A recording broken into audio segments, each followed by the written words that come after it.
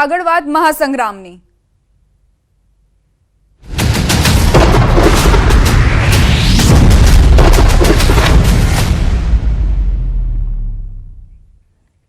ચૂંટણી પ્રચારમાં અલગ અલગ અંદાજ જોવા મળી રહ્યો છે। રાજકોટમાં ભાજપ ઉમેદવારના પ્રચારના વિડીયો વાયરલ થયા છે, જેમાં રામભાઈ મોકરિયા હાથમાં 500ની નોટ લઈને ઊભા છે, પરંતુ ઢોલીને આપે છે 50-50 રૂપિયા જ।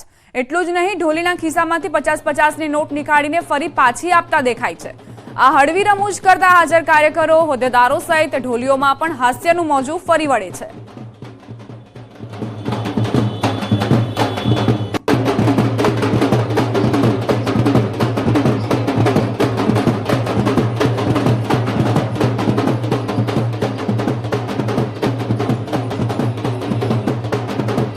આ તસવીરો સામે આવી છે। પ્રચારમાં સૌ કોઈ વ્યસ્ત જોવા મળી રહ્યા છે, ત્યારે ઢોલીઓ જ્યારે ઢોલ વગાડતા હતા તે દરમિયાન રામભાઈ મોકરિયાએ જે હળવી રમૂજ કરી તેનાથી કાર્યકરો પણ હસવા મજબૂર થઈ ગયા।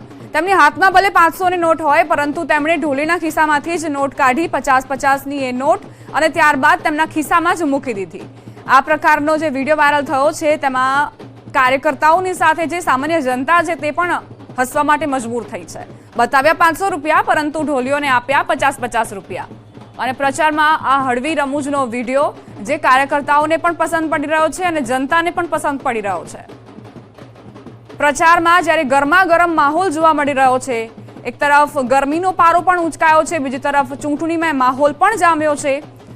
જે નેતાઓ છે તે વાક યુદ્ધમાં પણ પાછા નથી પડી રહ્યા, ત્યારે આવા હળવા રમૂજની સૌ કોઈને જરૂર છે। આવી હળવી રમૂજ થવી જોઈએ, જેથી વાતાવરણ સામાન્ય રહે અને હળવું રહે।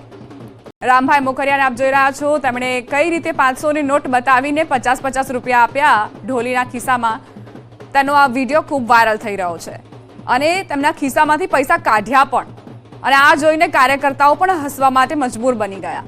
તેમની સાથે હાજર મોહન કુંડારિયા, તેઓ પણ હસી ઉઠ્યા અને આ રીતે જે આખો માહોલ છે તે હળવો બની ગયો।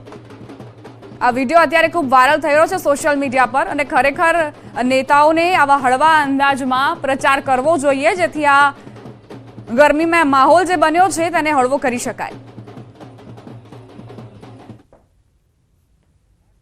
સંવાદદાતા હાર્દિક જોડાઈ ગયા છે વધુ જાણકારી સાથે। હાર્દિક, આ વિડીયો અત્યારે જે સામે આવ્યો છે રામભાઈ મોકરિયાનો, શું જાણકારી તેને લઈને? હા, ચોક્કસ દીપા, જે છે રામભાઈ મોકરિયા આજે વોર્ડ નંબર 4માં હતા। પરસોત્તમ રૂપાલાનો જે ડોર ટુ ડોર પ્રચાર ચાલી રહ્યો છે તેમાં તેઓ હતા। એ દરમિયાન ઢોલી જયારે રૂપિયા ઉડાડી રહ્યા હતા, ઢોલી પર તેઓ પૈસાની ઘોર કરી રહ્યા હતા, ત્યારે આ જે છે દ્રશ્યો સર્જાયા હતા। ખાસ કરીને જે છે રામભાઈએ 500ની નોટો તેમના હાથમાં બતાડી હતી। લોકોને પ્રથમ દ્રષ્ટિએ એવું લાગતું હતું કે રામભાઈ મોકરિયા છે તેઓ 500ની નોટ ઉડાડી રહ્યા છે, જોકે તેમને 50 રૂપિયા 50-50ની જે નોટો હતી તે આપી હતી। એનાથી પણ વિશેષ દ્રશ્યો પણ સામે આવ્યા હતા કે જેને રમૂજ ચલાવી હતી। રામભાઈ મોકરિયા છે તેમને ઢોલીના ખિસ્સામાંથી કેટલાક પૈસા લીધા હતા અને ત્યારબાદ ફરી એક વખત તેમના ખિસ્સામાં જે છે આ રૂપિયા મૂકી દીધા હતા। ખાસ કરીને રામભાઈનો આજે રમૂજ જે તમને વિડીયો વાયરલ થયો હતો, તેમને રમૂજ પણ ચલાવી હતી। જોકે સાથે સાથે ક્યાંક ને ક્યાંક રામભાઈ પોતે એક વેપારી છે, ત્યારે આ વેપારી સ્વભાવ હોવાનું પણ લોકોનું કહેવું છે। ખાસ કરીને તેમને બતાવી હતી મોટી નોટ, પરંતુ જે ઢોલીને જે નાની નોટ આપી હતી એ પણ જાતે રૂપિયા છે તેઓએ ખીચામાં નાખ્યા હતા અને ત્યારબાદ લીધા હતા। ત્યારે રામભાઈનો આ વિડીયો છે હાલ સોશિયલ મીડિયામાં પણ જોરશોરથી વાયરલ થઈ રહ્યો છે। આભાર હાર્દિક જાણકારી આપવા માટે।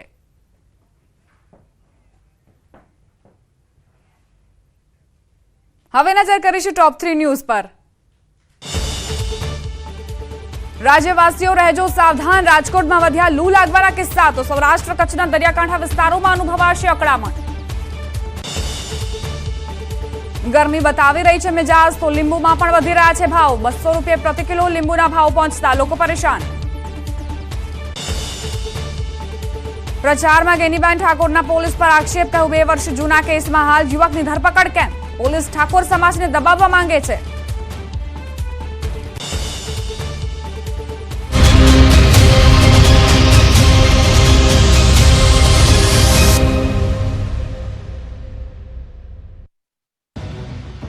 અંધારી રાત, સુમસામ ગલીઓ, સાથે પોલીસ પહેરો, અને ત્યારે જ બને છે એક રહસ્યમય ઘટના, જેની પડતાલ કરશે ન્યૂઝ 18 ગુજરાતી।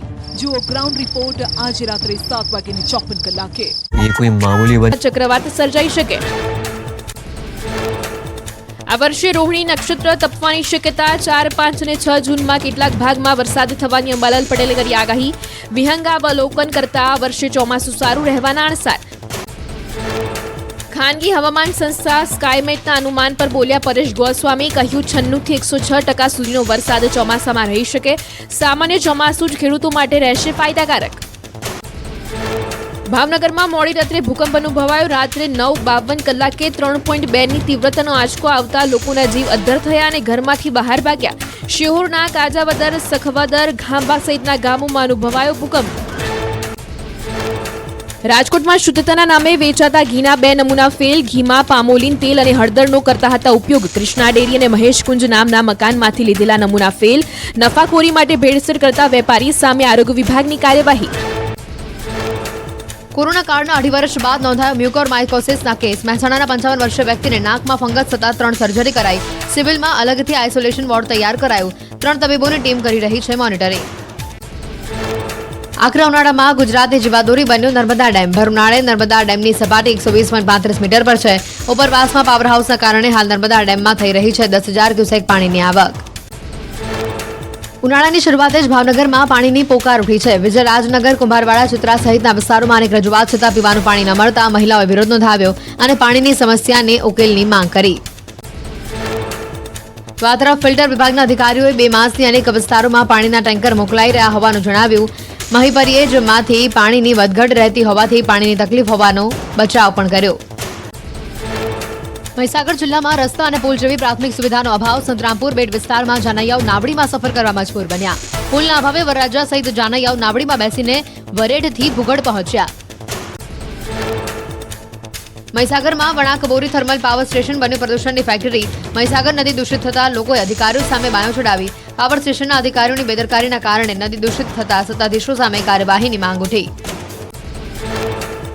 છોટાઉદેપુરમાં બોરદા ગામનું આરોગ્ય કેન્દ્ર ડોક્ટર વિના શોભાના ગાંઠિયા સમાન. 5 વર્ષ અગાઉ બનેલા સુવિધાસભર આરોગ્ય કેન્દ્રમાં નથી મળતી સારવાર. ડોક્ટરના અભાવે સ્થાનિકો સારવાર માટે છોટાઉદેપુર અથવા મધ્યપ્રદેશ જવા મજબૂર.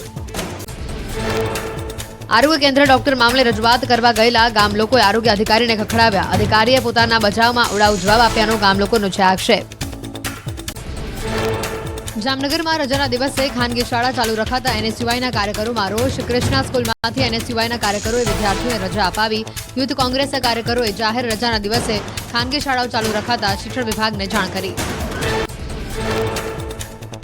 સુરેન્દ્રનગર રામપરા ગામની પરિણીત